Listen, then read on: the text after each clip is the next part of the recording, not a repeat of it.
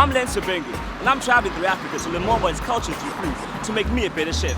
In this episode, I explore the Nigerian cities of Abuja and Lagos. I check out the traditional Nigerian cooking, and then I catch up on more cosmopolitan style of cuisine that seems to be taking off big time. I jump into the kitchen at the popular Blue Cabana restaurant in Abuja before going home to make my version of jollof rice with prawns. This is Africa on a Plate.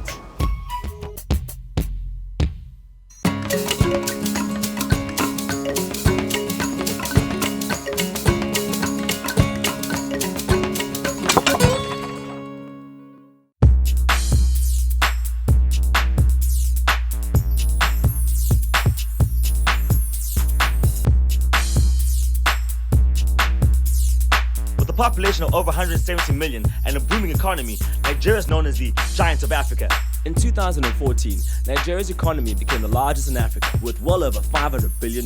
With such a booming economy, its cities need to keep up with the taste of its many visitors, both business and tourists from across the globe. Lagos is the financial and economic capital of Nigeria, with Victoria Island being the main business center. This is the Miami of Nigeria, and locals can afford to spend top dollar or naira for top cuisine.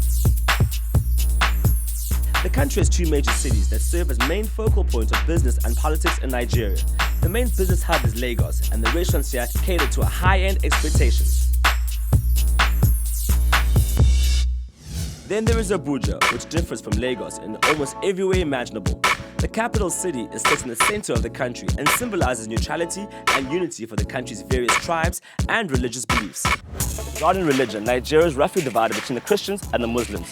The mosque behind me was built in close proximity to the Christian center to symbolize unity.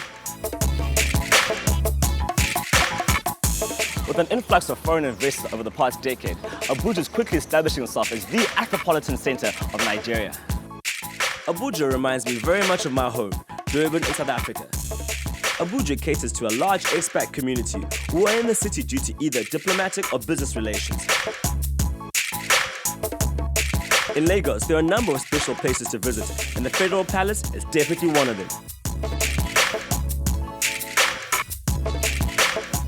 First of all, geographically, it's got an absolutely splendid location. On Victoria Island, right on the edge of the harbour, you can see the open seas. We have the Explorers restaurant downstairs, which primarily serves breakfast. And we have a selection of a la carte menus. We have a policy in the hotel as well, any menu, anywhere at any time. So if you're staying in the hotel and you found something that you liked on room service and you're sitting on the terrace and you want it, we'll serve it to you. Now that's service. There are a number of dishes I'll be ordering up and enjoying on the Federal Palace's serene terrace. I'm keen to explore the city a little more. I want to see the local color. Boy, did I find it at the Nike Art Gallery. Fifth generation textile artist from my own traditional background. This is a commercial art gallery that all the artists, we have 35,000 Nigerian artists. And this gallery is to give a voice to every artist who have their work here. The cultural experience in Nigeria extends to the country's food, and for me, the perfect place to start is exploring the street. I'm about to taste a northern Nigerian dish, fuwa dunono. A little bit of sugar, some milk, and the whey.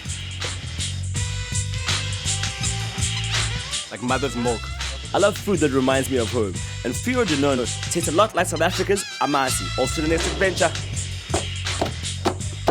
You see, the more we pound in the yam, what happens is it becomes much more stickier and slimy and much more smoother in consistency. If you were to overwork potatoes when you're making a mash, it's exactly how it tastes like. If you don't go to gym, just work with these boys for a day and you'll be just fine, I promise you.